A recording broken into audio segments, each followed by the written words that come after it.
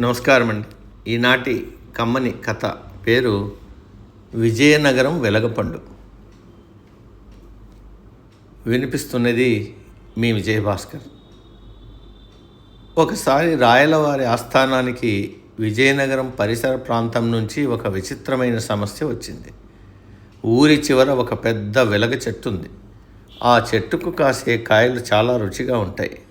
కానీ వాటిని కోయడానికి ఎవ్వరూ చెట్టు ఎక్కినా ఏదో ఒక రూపంలో భయం ఎదురై కింద పడేవాళ్ళు.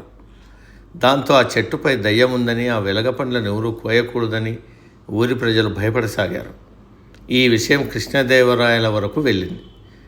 రాజుగారు ఆస్థాన పండితులను, జ్యోతిష్కులను పిలిచి పూజలు చేయమన్నారు. కానీ భయం మాత్రం వీడలేదు. అప్పుడు తెనాలి రామలింగుడు తాను ఆ సమస్యను పరిష్కరిస్తానని చెప్పి ఆ చెట్టు వద్దకు వెళ్ళాడు.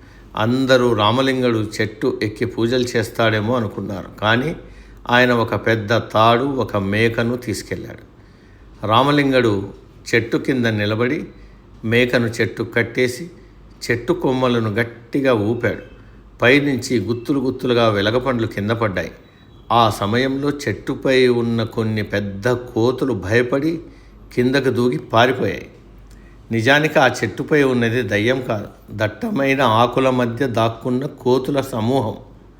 ఎవరైనా చెట్టు ఎక్కగానే ఆ కోతులు ఒక్కసారిగా శబ్దం చేస్తూ కొమ్మలను ఊపేవి.